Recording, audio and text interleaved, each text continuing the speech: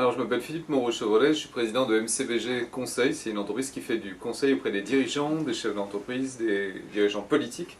Et on conseille aussi un certain nombre d'institutions, puisqu'on a fait des missions dans le passé pour la Commission européenne et cette année pour l'Organisation mondiale de la santé à Conakry en Guinée. Ce ne sera pas mai 68, non. Nuit debout, c'est vraiment c'est similaire à mai 68 dans la sociologie. Ce sont les, entre guillemets, les élites urbaines qui se mobilisent. C'est pas un mouvement de masse, c'est pas un mouvement qui a pris ses racines dans la jeunesse réellement défavorisée. Pour autant, c'est pas mai 68 parce qu'il n'y a pas, on voit bien qu'il n'y a pas la même capacité de rassemblement, il n'y a pas le même nombre de gens quand même dans la rue qui manifestent. Il y a des mouvements, mais c'est pas encore des mouvements de masse. Et puis surtout, le contexte culturel n'est pas du tout le même. S'il y a une révolution aujourd'hui, ce serait une révolution de droite. Ça, c'est en quelque sorte un règlement de compte interne à la gauche qui tient au fait, par exemple, qu'il n'y a pas eu de, il n'y a plus d'expression dans les urnes vraiment en faveur de l'extrême gauche. Il n'y a plus vraiment de représentants de l'extrême gauche au gouvernement. Donc en fait, il y a une frustration politique, il y a un vide qui s'exprime dans la rue, ce qui est normal puisqu'il n'y a plus d'autre espace en fait. Je dirais que les deux, la CGT et le gouvernement, sont dans des démarches non démocratiques et que c'est ça qui est inquiétant, c'est-à-dire que d'un côté, la CGT fait du blocage sur une base qui est quand même minoritaire, parce que c'est vrai qu'elle ne représente plus grand monde aujourd'hui, et d'un autre côté, le gouvernement utilise des passages en force pour des mesures qui devraient faire partie d'un consensus républicain et qu'ils auraient dû faire passer beaucoup plus tôt en arrivant au pouvoir par ailleurs. Donc là, ils n'ont plus de majorité réellement au gouvernement, il n'y a plus vraiment d'élan pour cette politique, si tant est qu'il y en ait eu un dans l'opinion, cet élan n'existe plus. Donc les deux en fait sont renvoyables dos à dos et c'est ce que les Français d'une certaine manière vont faire, c'est-à-dire qu'au bout d'un moment, on va juste dire il faut que cette situation s'arrête et prendre des gens nouveaux pour essayer d'obtenir autre chose. François Hollande est un mécanicien. Donc non, il n'est pas mort parce que lui, il pense qu'il peut réussir en étant Super Mario. C'est-à-dire qu'en gros, c'est un plombier, François Hollande. Un plombier, c'est pas particulièrement enthousiasmant. Super Mario, il n'est pas particulièrement charismatique. Par contre, il fait un espèce de chemin assez mécanique et s'il coche toutes les cases, il peut gagner. En gros, c'est ça. Hollande, c'est ça. Donc il a fait quoi? Il a changé les règles de la présidentielle à un an du scrutin. Il a rendu plus difficile l'obtention des signatures. Donc la présentation de candidatures contraires à la sienne à gauche. La droite s'en fiche complètement de ce problématique de signature, elle les aura. Par contre, ça peut freiner des Cécile Duflot, des Arnaud Montebourg, et ça peut surtout dissuader ces gens-là d'aller concourir contre Hollande. L'hypothèse étant que Mélenchon ne fera pas un si bon score que ça, et voilà. Ça, c'est une partie du mécano. L'autre partie du mécano, c'est les chiffres du chômage. Donc, on va essayer d'obtenir, parce que la conjoncture s'améliore, parce que même les économistes opposés au gouvernement disent, et aussi parce que on augmente le nombre de radiations aussi parce qu'on va mettre en lumière certaines catégories de chômeurs plutôt que d'autres. On va obtenir de meilleurs chiffres du chômage. Et la grande croyance à l'Elysée, c'est que sur la base de ces meilleurs chiffres, on peut faire en sorte que l'opinion change d'avis sur François Hollande et considère qu'il a réussi sa mission.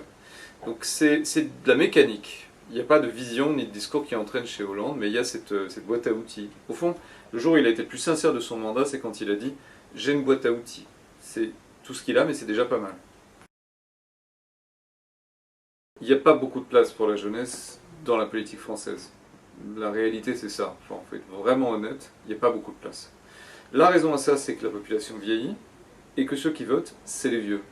Tant que les jeunes voteront pas en masse, il n'y a aucune raison que ça change. Un politique, c'est très simple. Il a des gens qui doivent le lire, donc il a une cible, et sur cette cible, il va faire ses politiques. Si la cible, c'est les vieux, ben, ça, on fera une politique pour les vieux. On va dire qu'on va aider les jeunes parce que c'est...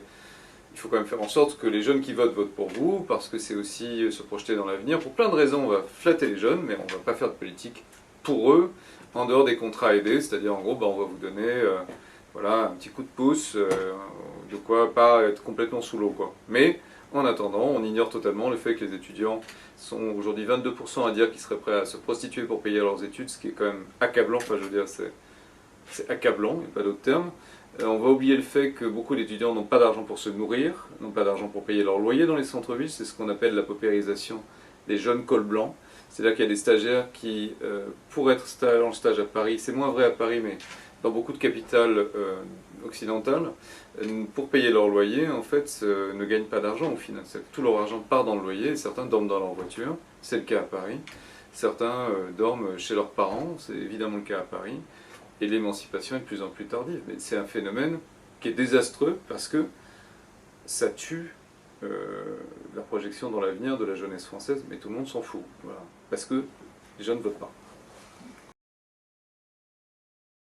Il y a de la place que pour les jeunes dans mon métier en réalité. Les agences de com aujourd'hui c'est assez simple, vous avez un étage direction générale, vous avez 4, 5, peut-être 10 personnes, et puis vous avez un corps intermédiaire de gens qui sont des managers, vous n'en avez pas beaucoup non plus, et vous avez par contre une immense armée de gens qui ont entre 20 et 25 ans.